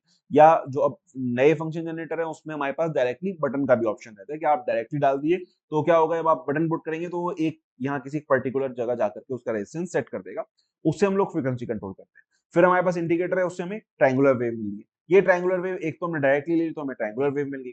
फिर हमने वोल्टेज कंपेरेटर मल्टी वाइब्रेटर में लगाया और हमने यहाँ पे एक लाइन, ठीक है, ये वाला जो भी हमने ऑफसेट दिया वो दे दिया, जब इससे ऊपर होगा तो 1 होगा, इससे नीचे होगा तो 0 होगा, तो उसकी वजह से हमें स्क्वायर वेव मिल गई। और इसी ट्रायंगुलर वेव को हमने शेपिंग सर्किट में डाल दिया रजिस्टर और कैपेसिटर के साथ में, रजिस्टर कैपेसिटर और डायोड लगा के, तो उसकी वजह से हमें क्या होगा, साइन वेव मिल जाएगी। ठीक है, तो ये 3 टाइप की वेव्स हम लोग को ऐसे मिल जाती है। ये हम लोगों ने जो वो ब्लॉक डायग्राम, ये उसका पूरा डिस्क्रिप्शन है 7 पॉइंट्स में, सिर्फ, ज्यादा नहीं है। इसको आप लोग पढ़ लेना, आप चाहें तो उसको और छोटा लिख सकते हैं, हर पॉइंट के बारे में एक एक लाइन आप लिखते चले जाइए, वो 7 पॉइंट्स कवर हो जाएंगे, आपको पूरे 5 मार्क्स मिल जाएंगे। ठीक है, ये इसका एक्चुअल सर्किट डायग्राम है कि रियल में होता कैसा है, कि हमने यहाँ पर जो रेजिस्टेंस हम लोग यहाँ पे कंट्रोल कर रहे हैं उससे हम लोग फ्रीक्वेंसी कंट्रोल करेंगे, ये क्या जा रहा है। तो जो हमने यहाँ पे स्टार्टिंग में एकदम स्क्वायर वेव जनरेट कर लिया हमने इससे, क्योंकि हमने लगाया है ओपैम्प अपना, जब ओपैम्प लगाया तो ओपैम्प क्या देगा, ओपैम्प हमें हमेशा स्क्वायर वेव देता है, तो हमने यहाँ पे हमें स्क्वायर वेव मिली। ये हमने डायरेक्टली मल्टी वाइब्रेटर यूज किया है, ओपैम्प का एक सर्किट होता है अस्टेबल मल्टी वाइब्रेटर, तो अस्टेबल मल्टी वाइब्रेटर का हमने यहाँ पे सर्किट यूज किया। इस रजिस्टर को कंट्रोल करके हम लोग कंट्रोल कर रहे हैं फ्रीक्वेंसी इसकी, कि कितनी देर में ये कैपेसिटर चार्ज डिस्चार्ज होगा, उसके अकॉर्डिंग ये स्क्वायर वेव हम लोग को देगा। इस स्क्वायर वेव को हमने फिर यहाँ पे एक इंटीग्रेटर लगाया, ये देख रहे हो कैपेसिटर लगा हुआ है, मैंने बताया था कैपेसिटर हो फीडबैक में तो इंटीग्रेटर होता है। हमने यहाँ पे स्क्वायर वेव के साथ इंटीग्रेटर लगाया, तो इंटीग्रेटर से हमें क्या मिल गई, ट्रायंगुलर वेव फॉर्म मिल गई। फिर इस ट्रायंगुलर वेव फॉर्म में फिर हमने एक और इंटीग्रेटर लगाया। ट्रायंगुलर वेव फॉर्म में इंटीग्रेटर लगाने के लिए अब यहाँ पे जो वैल्यू है रेजिस्टेंस की वो चेंज होगी, तो रेजिस्टेंस की वैल्यू चेंज होने की वजह से अब जो हमें वो कैपेसिटर का चार्जिंग डिस्चार्जिंग कर्व मिलेगा वो कुछ इस टाइप का मिलेगा, ऐसे ऐसे। ठीक है, तो उसकी वजह से हमें क्या होगा, हमारा जो साइन वेव है वो ऐसे बनेगी कुछ ऐसे, ऐसे, फिर ऐसे, फिर ऐसे, इस टाइप की हमें साइन वेव बन रही होती है। इसको थोड़ा सा और स्मूथ कर लेते हैं तो उसकी वजह से हमारे पास फिर normal sinusoidal wave form generate हो जाती है। ठीक है, तो ये इसका एक्चुअल सर्किट है कि अगर हमें एक्चुअल में बनाना है फंक्शन जनरेटर तो वो कुछ इस टाइप का हमारे पास सर्किट होगा। ठीक है, फंक्शन जनरेटर कंट्रोल, कि उसमें क्या क्या कंट्रोल्स होते हैं, तो आपने अगर देखा होगा फंक्शन जनरेटर कहीं, यार एक रियल भी डाल ही देता तो अच्छा था। एक मिनट रुक, मैं दिखाता हूँ तुम लोग को फंक्शन जनरेटर कैसा होता है भाई। तो कुछ इस टाइप का होता है फंक्शन जनरेटर, देख रहे हैं आप लोग, या आपने देखा होगा आपकी लैब में भी यही होगा। तो इसमें देखो हमारे पास क्या क्या, एक तो फ्रीक्वेंसी के कंट्रोल के लिए हमारे पास नॉब भी है कि हम लोग चाहें तो उसको घुमा के फ्रीक्वेंसी कम ज्यादा कर सकते हैं, या अगर हम लोग को चाहिए तो हम लोग डायरेक्टली इन बटन से भी हम लोग फ्रीक्वेंसी दे सकते हैं, हम लोग कहते हैं। फिर ये वाले बटन आप देख रहे हैं, ये वाले बटन हम लोग वेव फॉर्म के कंट्रोल के लिए, ठीक है, कि रुको इसको थोड़ा सा छोटा कर दूं या नहीं, तो यहाँ पे ये जो है ये हमारे पास स्क्वायर वेव वाला आपको दिख रहा है, स्क्वायर वेव का यहाँ पे सिंबल बना हुआ है, ये ट्रायंगुलर वेव का बना हुआ है, ये साइनसॉइडल वेव का बना हुआ है। तो ये हम लोग वेव फॉर्म कंट्रोल करते हैं कि हम लोग जो वेव फॉर्म प्रोड्यूस कर रहे हैं वो कैसी वेव फॉर्म प्रोड्यूस कर रहे हैं। ठीक है, तो वो जो बटन हम लोग दबा देंगे वैसी वेव फॉर्म हमारी निकलनी शुरू हो जाएगी। उसके बाद ड्यूटी साइकिल है, अगर हमने स्क्वायर वेव फॉर्म यूज कर रखी है तो उसमें ड्यूटी साइकिल उसका कम ज्यादा कर सकते हैं। ठीक है, उसके बाद डीसी ऑफसेट होता है, कहीं पे है यहाँ पे मॉडर्न स्वीप टाइम, हाँ ये रहा, ये ऑफसेट है। ऑफसेट से हम लोग एडजस्ट करते हैं कि अगर बाई चांस हमारी वेव फॉर्म जो है उसका सेंटर हमें 0 पे नहीं मिल रहा, थोड़ा बहुत आगे पीछे, या हमें चाहिए ही नहीं 0 पे, हम नहीं चाह रहे हमारी वेव फॉर्म हम कभी 0 पे आए, हमें चाह रहे हैं कि हमारा जो मैक्सिमम है वो 10 वोल्ट होना चाहिए और जो मिनिमम है वो 0 वोल्ट होना चाहिए, 0 से नीचे नहीं आना चाहिए।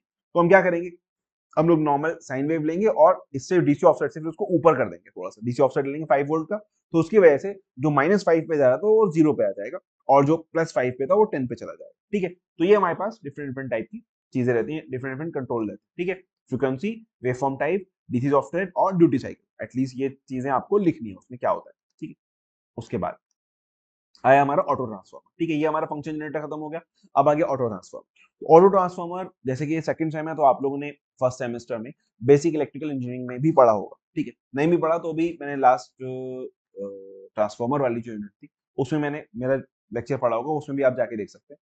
बहरहाल फिर भी मैं यहाँ पे भी बता देता हूँ, कोई बात नहीं, कि ऑटो ट्रांसफॉर्मर क्या होता है। हमारा एक ट्रांसफॉर्मर होता है, नॉर्मल ट्रांसफॉर्मर में 2 वाइंडिंग होती है, ऑटो ट्रांसफॉर्मर में एक सिंगल वाइंडिंग होती है। तो उसकी वजह से क्या होता है कि हमें एक वोल्टेज रेगुलेटर मिल गया जो कि सस्ता है। एक तो पहली बात तो ये कि कम कॉपर लग रहा है, उसमें ज्यादा कॉपर लगेगा, इसमें कम कॉपर लगेगा। दूसरा, इसमें एक नॉब होती है, तो वेरिएबल हम लोग को मिलता है, वेरिएशन हम लोग कर सकते हैं वहां पे तो हमारे पास 2 वाइंडिंग है, दोनों में टर्न्स बराबर है, तो अब वो एक बार जो होगा उसका मल्टीपल में ही हमें मिलेगा। 1:2 है तो हमें जो हम दे रहे हैं उसका डबल हम लोग को वोल्टेज मिल रहा होगा सेकेंडरी वाइंडिंग। यहाँ पे हमारे पास नॉर्मली एक नॉब होती है, तो उसमें हम लोग क्या करते हैं, ये हमारा नॉर्मल वो है ट्रांसफॉर्मर, ये हमारा ऑटो ट्रांसफॉर्मर। इस जो हमारे पास ये जो प्रोब है, इसको हम जैसे जैसे ऊपर नीचे करेंगे वैसे वैसे सेकेंडरी वाइंडिंग के हमारे पास टर्न ज्यादा हो गए। जब हम इसको ऊपर ले जाएंगे तो नंबर ऑफ टर्न इसके ज्यादा होगा, इसका मतलब अब जो डिफरेंस है वो कम है, तो यहाँ से जो वोल्टेज है वो कम डाउन होगा और करंट हमारी ज्यादा डाउन होगी यहाँ पे। ठीक है, जितने जैसे जैसे हम लोग यहाँ पे कम करते रहेंगे नंबर ऑफ टर्न, तो वोल्टेज हमें कम मिलेगा, करंट हमें ज्यादा मिलेगी, और जैसे जैसे हम लोग बढ़ाते रहेंगे वैसे वैसे वोल्टेज ज्यादा मिलेगा, करंट कम मिलेगी। तो इस तरह से हम लोग ऑटो ट्रांसफॉर्मर को यूज करते हैं। कहीं पे हमें वेरिएबल अगर वोल्टेज चाहिए, वेरिएबल करंट चाहिए, वहां पे हम लोग इसको यूज कर लेते हैं। इसी को हम लोग स्टेप अप में भी यूज कर सकते हैं। स्टेप अप में यूज करेंगे तो क्या करेंगे, यहाँ से हम लोग प्राइमरी देंगे, यहाँ पे हम लोग सप्लाई देंगे और यहाँ पे लोड लगा देंगे, तो यही हमारा स्टेप अप ट्रांसफॉर्मर हो जाएगा। स्टेप अप स्टेप डाउन तो पता है ना आप लोग को, स्टेप अप ट्रांसफॉर्मर जो कम को ज्यादा करता है और स्टेप डाउन जो ज्यादा को कम करता है। तो यहाँ अगर हम देखें तो यहाँ हमने स्टेप डाउन ट्रांसफॉर्मर यूज किया है कि हमें नंबर ऑफ प्राइमरी वाइंडिंग है, जैसे ये जो हमारा स्टेप डाउन ट्रांसफॉर्मर है, प्राइमरी वाइंडिंग के टर्न ज्यादा है, सेकेंडरी कम है, तो यहाँ वोल्टेज ज्यादा होगा, यहाँ पे कम होगा, तो ये स्टेप डाउन ट्रांसफॉर्मर होगा। यहाँ पे भी हमारा सेम वही, यहाँ पे प्राइमरी ज्यादा है, प्राइमरी उसको कहते हैं जो हम सप्लाई दे रहे होते हैं, सेकेंडरी होते हैं जहां से हम लोड पे करंट दे रहे होते हैं उससे। ठीक है, तो यहाँ पे नंबर ऑफ टर्न ज्यादा है, यहाँ पे नंबर ऑफ टर्न कम है, इसका मतलब है स्टेप डाउन ट्रांसफॉर्मर हो गया। अगर हम इसी को उल्टा कर दें, यहाँ पे मैं सप्लाई लगा दूं और यहाँ से लोड ले लूं, तो क्या होगा, हमारा स्टेप अप ट्रांसफॉर्मर हो जाएगा। कम वोल्टेज हम लोग यहाँ से प्रोवाइड कराएंगे और उससे ज्यादा वोल्ट हम लोग को सेकेंडरी में मिल रही है, लेकिन क्या कम हो जाएगा, करंट कम हो जाएगा, ऑब्वियसली फ्रीक्वेंसी सेम रहती है। ठीक है, primary secondary as well as electrical, in fact a part of the single continuous winding is common to both primary and secondary, obvious सी बात है, कॉमन रहेगा उसमें। There are two type of auto transformer based on the construction. दो type के हमारे पास auto transformer होते हैं। एक तो होता है हमारे पास जो पहली तो वही है कि उसमें क्या होगा कि ये नॉब नहीं होती हमारे पास, सिंपल एक पॉइंट यहाँ, एक पॉइंट यहाँ, एक पॉइंट यहाँ, एक पॉइंट यहाँ, ऐसे हमारे पास डिफरेंट डिफरेंट जगह पे पॉइंट्स निकले हुए होते हैं कि आप यहाँ से आप आउटपुट ले सकते हैं अगर आपको लेना है तो। ठीक है, तो एक की जगह हमारे पास कई सारी वायर्स होती है बाहर की तरफ। और एक जो हमारा जो होता है, मतलब दूसरा जो टाइप का होता है, उसमें दे are two or more distinct coil which are electric, oh sorry, यहाँ पे अच्छा इन्होंने जो कंस्ट्रक्शन की बात करी, इन्होंने ये बात करी कि या तो ये होगा कि एक ही कॉइल है हमारे पास, उसी में से हम लोग अलग अलग पॉइंट्स निकालने हैं, उसी पे हम लोग जॉकी को मूव करा रहे हैं, या हो सकता है कि हमने कई सारी कॉइल्स को जोड़ के बना रखा है। ठीक है, ये 3 कॉइल है हमारे पास, ये 3 कॉइल मिला के हमने प्राइमरी बनाई है। अब हम अपनी पॉइंट को कभी यहाँ रख रहे हैं, कभी यहाँ रख रहे हैं, उसके अकॉर्डिंग हम लोग वेरी कर ले रहे हैं अपने सेकेंडरी वोल्टेज को या जो भी हमारे पास होते हैं। There are two or more distinct coils which are electrically connected to form a continuous winding. The construction of auto transformer is shown in figure below. ठीक है, तो हमने क्या कर रखा है, कंटिन्यूस वाइंडिंग बना रखी है, दो या ज्यादा उससे ज्यादा कॉइल्स को कनेक्ट करके, तो ये हमारा सेकंड टाइप का ऑटो ट्रांसफॉर्मर हो गया। एडवांटेजेस क्या है, वही जो सबसे पहले मैंने बताया कि एक तो पैसा कम लगता है, क्योंकि कॉपर कम लग रहा है तो खर्चा कम आएगा, ऑब्वियस सी बात है। उसके बाद बेटर रेगुलेशन, क्योंकि हमारे पास हम लोग नॉब से उसको मूव करा सकते हैं, तो रेगुलेशन उसमें आसान रहता है। लो लॉसेज है, ऑब्वियसली कॉपर कम है तो कॉपर लॉस कम होंगे, तो वही उसी की वजह से हमारे पास लॉसेस भी कम होते हैं। उसके अलावा साइज छोटा हो जाएगा, सिंपल वही बात है, कॉपर कम होने की वजह से, क्योंकि कॉपर हमारा कम लग रहा है, साइज भी छोटा हो जाएगा, सस्ता भी हो जाएगा। और उसके अलावा जो रेगुलेशन है, रेगुलेशन तो नहीं, साइज छोटा होगा, सस्ता होगा, हीट भी उसमें कम जनरेट होगी, उसके अलावा लॉसेज हमारे कम हो जाएंगे। डिसएडवांटेजेस क्या है कि एक तो इंसुलेशन, प्राइमरी और सेकेंडरी में कोई इंसुलेशन, तो अगर इधर कुछ गड़बड़ हुई तो वहां भी चला जाएगा, वही मामला। अगर प्राइमरी बाई चांस ब्रेक हो गई नीचे से, जो नीचे वाला पार्ट है, तो उसके बाद पूरा पूरा वोल्टेज और करंट सेकेंडरी में चला जाएगा, तो वो एक प्रॉब्लम हमारे पास यहाँ पे रहती है। ठीक है एप्लीकेशंस कहाँ-कहाँ पर होते हैं इसके? सबसे ज़्यादा सबसे अच्छा एप्लीकेशन जो है इसका वो ऑडियो में होता है। कहाँ गया? Voltage regulator, transmission distribution system and audio system. Audio system में आपने देखा होगा ना कि जब वायर बहुत ज़्यादा लंबी हो तो कभी-कभी चू-चू करने लगता है जो हमारा स्पीकर होता है, ठीक है? तो क्यों? क्योंकि उसके पास जो एम्पलीट्यूड है वो बहुत कम हो गया वोल्टेज का। तो हम क्या करते हैं वहाँ पे एक छोटा-सा ऑटो ट्रांसफार्मर लगा देते हैं, ठीक है? जिसपे सेकेंडरी में हमने ये लगा मतलब छोटी वाली वाइंडिंग में हमने वो लगा देते हैं हम लोग, जो मेन आ रही होती है और बड़ी वाली मतलब उसका जो बड़ा वाला पार्ट है उसमें हम लोग स्पीकर लगा देते हैं। तो एक ही लाइन को यूज़ करके उसी से ही हमें कम वोल्टेज से ज़्यादा वोल्टेज मिल जाती है एक सिंगल कॉइल के। तो वो उसको हम लोग ड्राइवर ट्रांसफार्मर भी बोलते हैं। वो हम लोग लगा देते हैं अपने स्पीकर्स वगैरह या जो भी यूनिट लगा होता है वहाँ। तो वहाँ बहुत ज़्यादा काम आता है। इसके अलावा voltage as a voltage regulator कहीं पे हमें वोल्टेज कम-ज़्यादा करनी है, तो वहाँ हम लोग एज़ अ रेग छोटा-सा होता है तो उसको लगा दिया, वोल्टेज हम लोग रेगुलेट कर लेते हैं। It is used to give small boost to a distribution cable uh, to correct the voltage drop. कहीं पे भी डिस्ट्रीब्यूशन केबल है उसमें ज़्यादा टाइम की वजह से वोल्टेज कम हो गया तो वहां पे हम लोग लगा देते हैं जिससे उसका वोल्टेज बूस्ट मिल जाए उसको, ठीक है? Started to give up 50 to 60% of full voltage.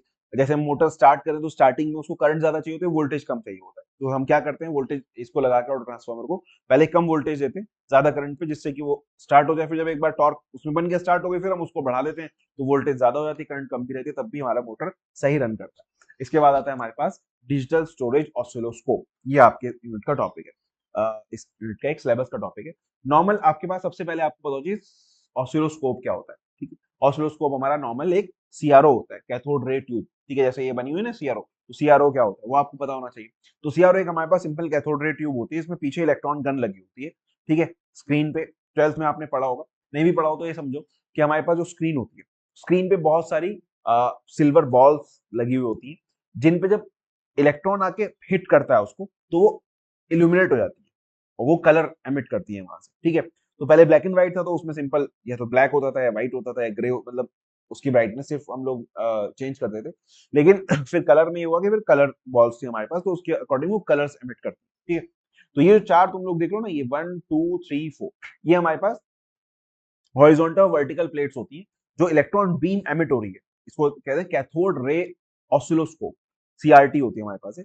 तो कैथोड रे ट्यूब या कैथोड रे ऑसिलोस्कोप, तो क्या है कैथोड रे मतलब इलेक्ट्रॉन की रेज आ रही है बहुत हाई स्पीड में, ठीक है? और वो जब आके स्क्रीन को हिट करे तो वहां पे इल्यूमिनेट हो रहा है।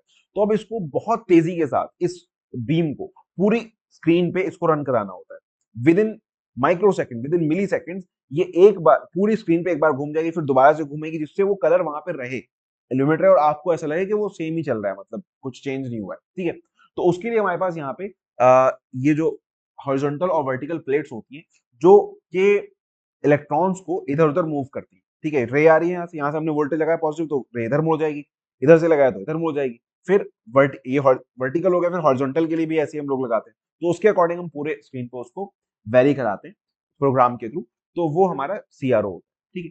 अब डिजिटल और स्टोरेज ऑसिलोस्कोप, ये जो मैं तुम लोग को बता रहा हूँ कैथोड रे ट्यूब और सीआरओ, ये सब पुरानी टेक्नोलॉजी। जैसे आपने देखा होगा पुराने जो टीवी होते थे वो कैसे होते थे, बड़े बड़े होते थे और पीछे उनका पेट निकला हुआ था बहुत सारा, देखा तुम लोगों ने? नहीं शायद किसी मतलब पुराने टीवी अगर तुम लोगों ने देखो तो पीछे बहुत बड़े बड़े टीवीज होते थे, है ना? नहीं हो तो किसी मैकेनिक की दुकान पे जाके देख लेना, ठीक है? तो बहुत बड़े बड़े टीवी, बहुत पीछे तक उनकी ट्यूब निकली होती थी और अब आप देखें तो बहुत स्लिम, है ना? देखा कितना एकदम स्क्रीन बहुत ही पतली होती जा रही है, मोबाइल की स्क्रीन कितनी पतली होती है, ठीक है? तो वैसे ही क्या हुआ कि वैसे ही हमारा ऑसिलोस्कोप भी अपग्रेड हो गया। अब हमारा ऑसिलोस्कोप वो इतना बड़ा वाला नहीं होता। अगर आपने लैब में भी देखा होगा तो आपने पुराना ऑसिलोस्कोप भी देखा होगा, नया ऑसिलोस्कोप भी देखा होगा। जो पुराना सीआरओ वो इतना लंबा चौड़ा होता है, आगे से पीछे तक बहुत भारी होता है, और जो नया सीआरओ नया डिजिटल ऑसिलोस्कोप है वो एक बस इतना सा बॉक्स होता है, उसको आप उठाइए कहीं भी ले जाकर के चले जाइए, ठीक है? तो क्योंकि वो भी डिजिटल हो गया अब स्क्रीन उसकी भी पतली हो गई।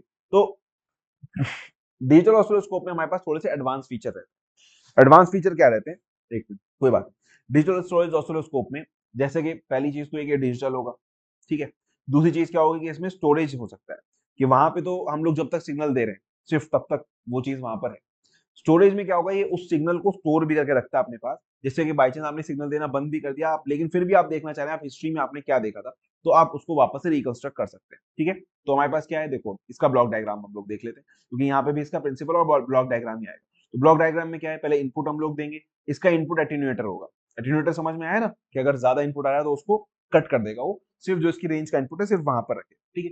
तो इनपुट एटेन्यूएटर होगा, फिर वर्टिकल एम्पलीफायर होगा और यहाँ से फिर ट्रिगर सर्किट होगा जो कंट्रोल लॉजिक में जा रहा होगा, जो कंट्रोल करता है चीजों को बाकी।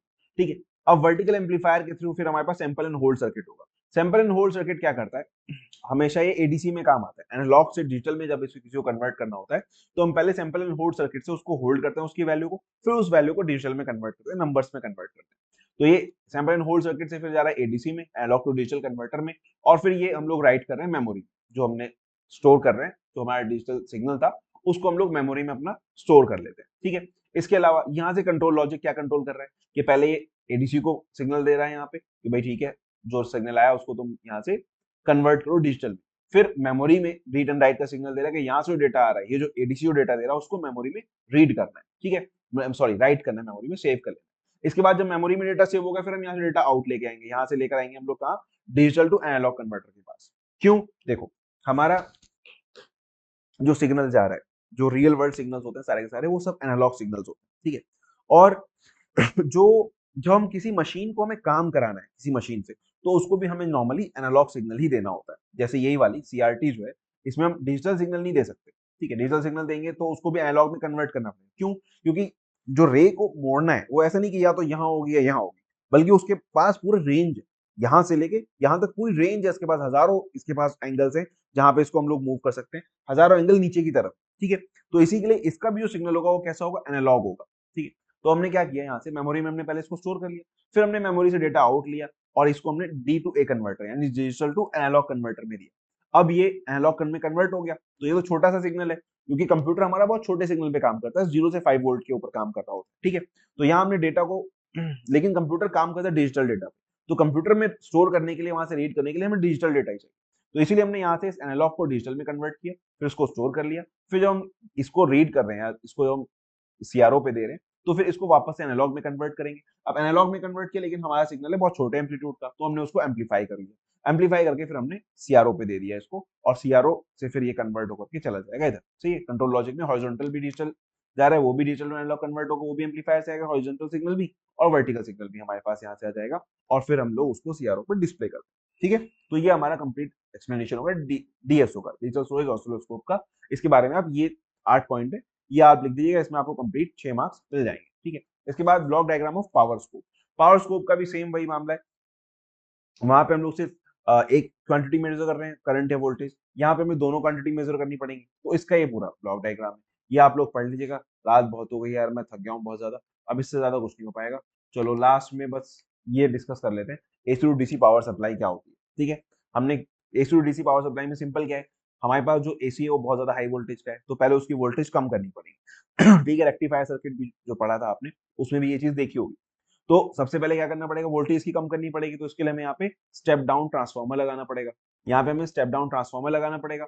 फिर स्टेप डाउन ट्रांसफार्मर के बाद रेक्टिफायर हम लोग लगाएंगे, तो रेक्टिफायर से क्या होगा, रेक्टिफाइड आउटपुट ऐसा हमारे पास आ जाए। ठीक है, इसके बाद क्या होगा, स्मूथिंग होगी इसकी, आरसी सर्किट हम लोग इसमें लगाएंगे, तो उसकी वजह से कुछ इस टाइप की वेवफॉर्म सीधी सीधी सी आ जाएगी। फिर हम लोग रेगुलेटर यूज करते हैं, रेगुलेटर यूज क्या करेंगे, हम लोगों ने एक यहाँ लाइन खींची, इसके ऊपर का जितना वोल्टेज हमें नीचे, ये ऊपर रिपल हो रहे हैं, नीचे तक ये स्मूथ 5 वोल्ट, तो ये ऊपर वाला कट हो जाएगा, सिर्फ ये एक प्योर लाइन हम लोग को मिल जाएगी, प्योर डीसी आउटपुट। समझ में आई बात। तो टोटल इसके 5 पार्ट, पहला ट्रांसफार्मर, दूसरा रेक्टिफायर, तीसरा स्मूथिंग सर्किट, चौथा हमारे पास क्या है, रेगुलेटर, और पांचवा हमारे पास लोड है डायरेक्ट जिसको हमें देना है। ठीक है, जिसको हम लोग को डीसी आउटपुट देना है। सही है, तो ये हमारा सिंपल सा AC to DC power supply का ब्लॉक डायग्राम हो गया। वहीं पे हमें इन्हीं सबके जो है वो आपको एक्सप्लेन कर दें। ट्रांसफार्मर क्या कर रहा है, वोल्टेज को कम कर रहा है, रेक्टिफायर क्या कर रहा है, एसी टू डीसी कन्वर्ट कर रहा है, smoothing circuit AC to ripple DC या इसको कहते हैं AC to pulsating DC, smoothing circuit क्या कर रहा है, पल्सेटिंग डीसी को थोड़ा सा कम रिपल फैक्टर में स्मूथ डीसी में कन्वर्ट कर रहा है, और रेगुलेटर क्या कर रहा है, इसको प्योर डीसी में कन्वर्ट कर रहा है। ठीक है, लोड हमारा फिर उसको एब्जॉर्ब, फिर आता है हमारा analogue voltmeter. Analogue voltmeter जैसा कि मैंने आप लोग को बताया था पहले भी, तो पीएमएमसी होता है हमारे पास। ठीक है, पीएमएमसी गैल्वेनोमीटर जो होता है हमारा, तो उसको यूज करके हम लोग एनालॉग वोल्ट मीटर बताते हैं। यार इसमें थोड़ा सा इक्वेशंस है, मैं चाह रहा था इसको अच्छे से, लेकिन मेरे मुझे थोड़ा सा एक और काम है, तो अगर मुझे मौका मिला, ठीक है, तो मैं analogue voltmeter, multi range और एनालॉग एमीटर, ये दोनों चीजें मैं आपको नेक्स्ट वीडियो में और एक्सप्लेन कर दूंगा अगर टाइम मिल गया तो, वरना तो इतना है, एक आध टॉपिक है जिसे तुम खुद भी पढ़ सकते हो यार, बहुत ज्यादा मसला नहीं है।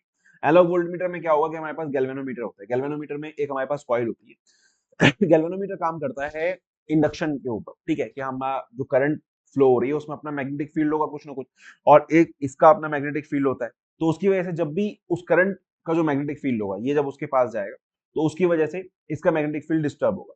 या तुम ये समझ लो कि हमारे पास एक परमानेंट मैग्नेट होती है नॉर्थ और साउथ, यहाँ पे हमने एक बीच में कॉइल लटका रखी है, ठीक है, एक हमने कॉइल लगा दी, इसके साथ में हमने एक सुई यहाँ पे लगा रखी है, ठीक है। तो क्या होगा जब हम लोग इसको मेजर करते हैं, तो इसकी प्रोब को हमने लगाया, ठीक है, तो इसमें जब भी हम किसी का वोल्टेज मेजर करना है, करंट मेजर करना है, तो क्या होगा, यहाँ पे आके इसमें करंट फ्लो होगा, तो करंट फ्लो होने की वजह से इसका अपना एक मैग्नेटिक फील्ड होगा।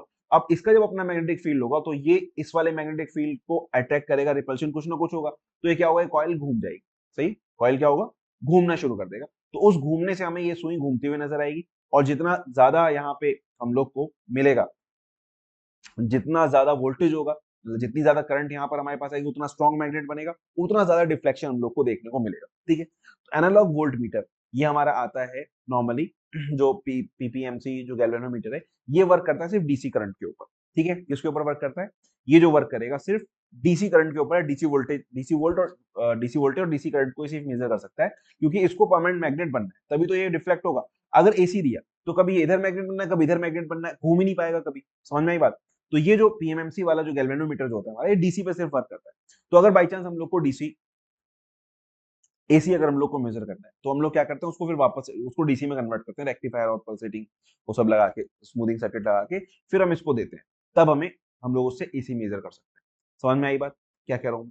तो गैल्वेनोमीटर वाला समझ में आया ना कॉन्सेप्ट, कि यहाँ पे हमने एक परमानेंट मैग्नेट के बीच में कॉइल लटका रखी है, इस कॉइल में हम लोग करंट फ्लो कराते हैं, करंट फ्लो मतलब जो प्रोब के थ्रू वोल्टेज आ रहा है, करंट आ रहा है, तो कुछ ना कुछ करंट, वोल्टेज अगर मेजर करें तब भी कुछ ना कुछ करंट फ्लो होगी, तो वो जो करंट है वो इसकी वजह से कॉइल हमारी डिफ्लेक्ट हो जाएगी, और ये कॉइल हमारी इस सुई से कनेक्टेड होती है, तो ये सुई डिफ्लेक्ट होती है। जितनी ज्यादा करंट इसके अंदर, जितना ज्यादा वोल्टेज इसके अंदर होगा, उतना ज्यादा स्ट्रॉन्ग मैग्नेट होगा, तो उतना ज्यादा डिफ्लेक्शन हम लोग को मिलेगा, और हमें पता चल जाए कितने वोल्टेज पे हमारा वो वर्क कर रहा है, ठीक है, ये बेसिक मीटर है। अब इसमें क्या है कि V full range voltage to measure equal V drop across meter क्या है, तो हमारे पास वी जो है टोटल रेंज जो है I M R M plus I M R S होती है, आर एस हमारी, आर एम तो हमारा उसका हो गया वोल्टेज का, इसका, ये हमारा आर एम है जो इसका अपना रेजिस्टेंस है कॉइल का, और ये हमारा आर एस जो इसके साथ सीरीज में हम लोगों ने लगाया होगा, वो टोटल हमारे पास रहता है।